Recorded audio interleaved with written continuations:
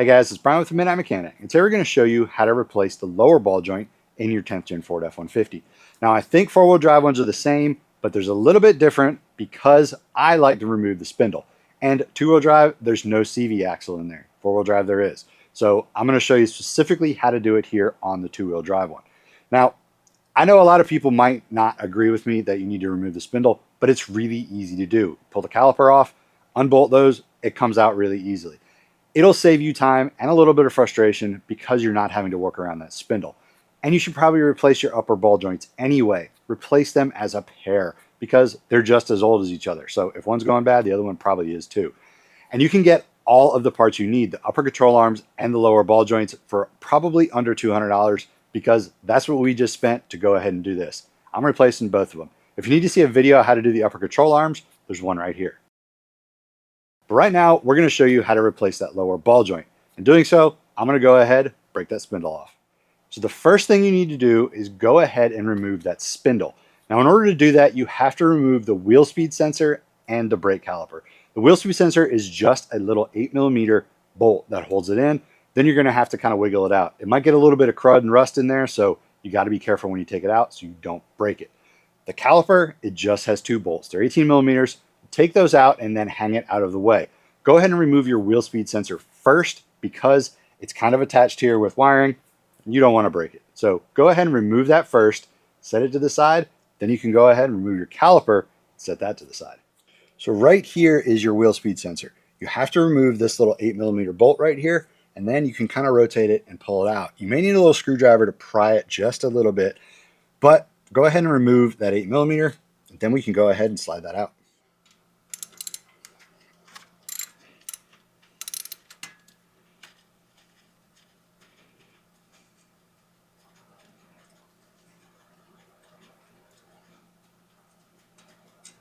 Set this to the side so you do not lose it. Let's see, this one, it's stuck a little bit. I'm going to get something to pry it just a little bit. Now I'm just going to get under here and pry it very lightly so that it won't get damaged.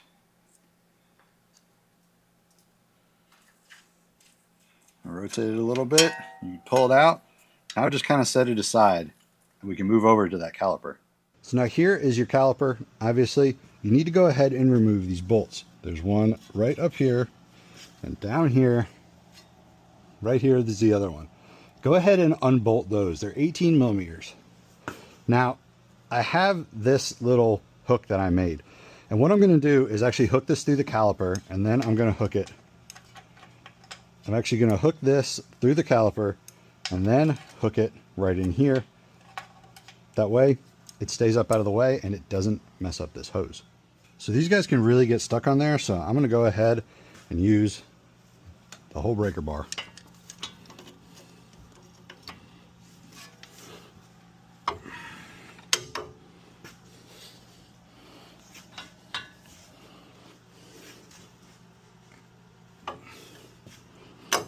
Now I'll move back over to the ratchet. I remove the bottom first. That way it makes it a little bit easier.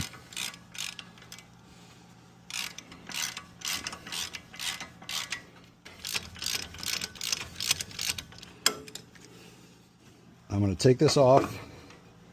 Be careful with it that your brake pads don't fall off. And now hook it somewhere, like through there. And then up and out of the way. So now that that's up out of the way, we can go ahead and remove the spindle. Okay, so here is our spindle. I took off the whole rotor because I'm replacing the spindle to put that lowering kit on. So what we do first is go ahead and knock this one off. This is your steering link. Be careful you don't mess up this boot. The easiest way to do this is go ahead and back this off, leave the nut on, and smack it with a hammer. Down here is your lower, obviously your upper. After this is removed, you can rotate this to the side to easily access these with something like an impact. So this right here is a 21mm, and I'm going to use the big impact. That off, I'm going to screw it down just a little bit.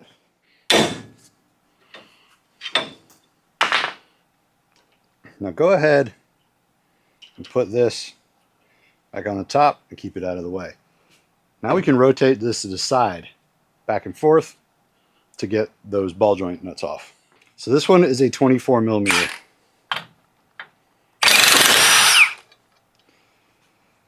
Now I'm going to get a pickle fork and shove it in there to break it loose.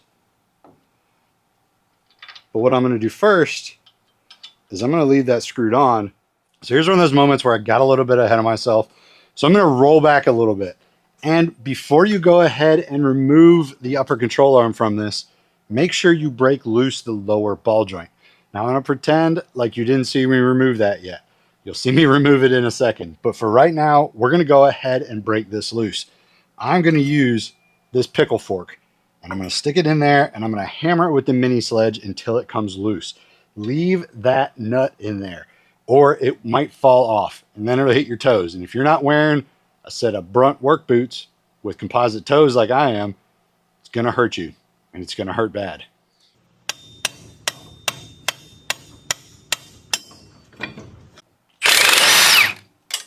That one right there is a 22 millimeter.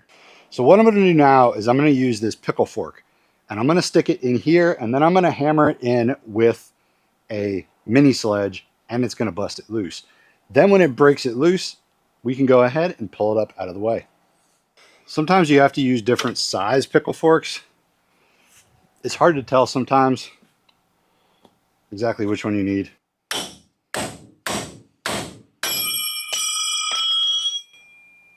It's going to come off with a lot of force. Now with that broken loose, make sure you leave that on there so stuff doesn't go crazy. Push it down, remove that nut, then you can let that out of the way. Now with it loose, go ahead and remove that lower nut, remove your spindle. So right here it has a snap ring, and what we're going to do is we're going to go ahead and use the snap ring pliers and remove that snap ring. Now factory ones don't have this little fitting here. This one looks like it had been replaced at some point.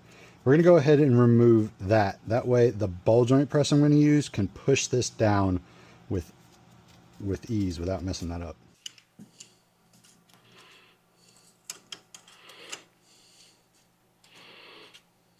So now to press that ball joint out, I'm going to use this ball joint tool. What it does is it's just that. It presses it out. It has all these little cups and things that you use for different types of ball joints. So what I'm going to do to remove it is I'm going to use this, and it's basically I'm going to tighten this down, and it's going to press that ball joint out of the lower control arm. Now to reinstall it, basically I'm going to use this to push the other direction and mash it back in again. But right now, I'm going to go ahead and remove this one. So see, that goes on the control arm, but not the ball joint. So that's what we want right there. Then I'm going to install this guy so it comes through the bottom. Then that goes in there. We tighten this down to sit on top. And adjust it just a little bit. Try to center it in that ball joint. So everything is together properly. Now I'm going to tighten that down.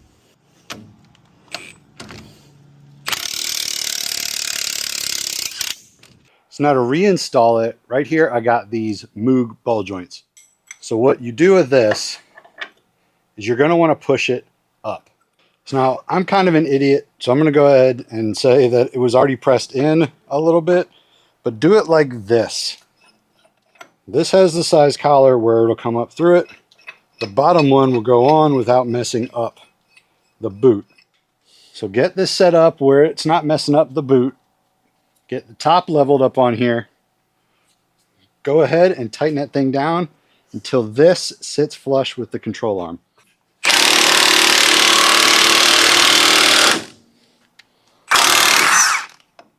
Now that that's all done, the boot is not messed up. Now we can go ahead and install that snap ring and that Zerk fitting. Get your snap ring pliers.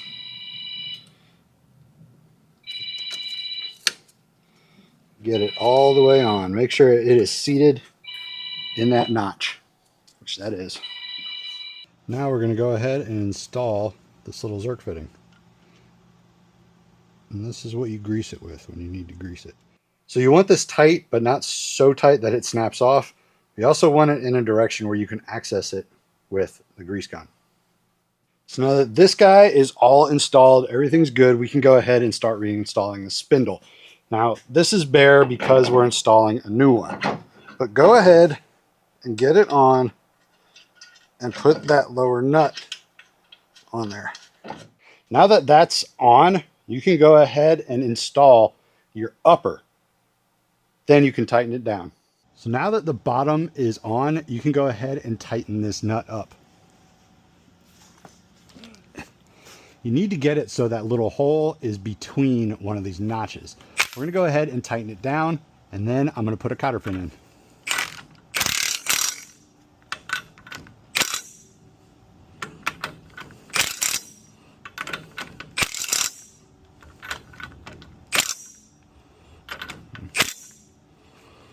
Now see how that's in the middle? Now I can install the cotter pin through that. So now install your cotter pin. And when you do it, try to bend one end one way and one end the other way. Just like this. So it's actually pretty easy to remove that lower ball joint. Again, go ahead and replace the upper control arm at the same time. It's just easier. Moving around that spindle, that's the hardest part because the thing is pretty heavy. You don't want to take the rotor off because you're going to have to install a new hub nut on it, and it's like 30 bucks. You don't want to do that. Just remove it all together. Be a little strong. Go ahead and get that taken care of. If there's anything else you'd like to learn about, post down below in the comments. Don't forget to check our social media. The links are in the description. And get your MidMech merch at themidnightmech.com and support cancer research. If you watch the end of this video, there'll be a link to show you how you can help. See you guys next time.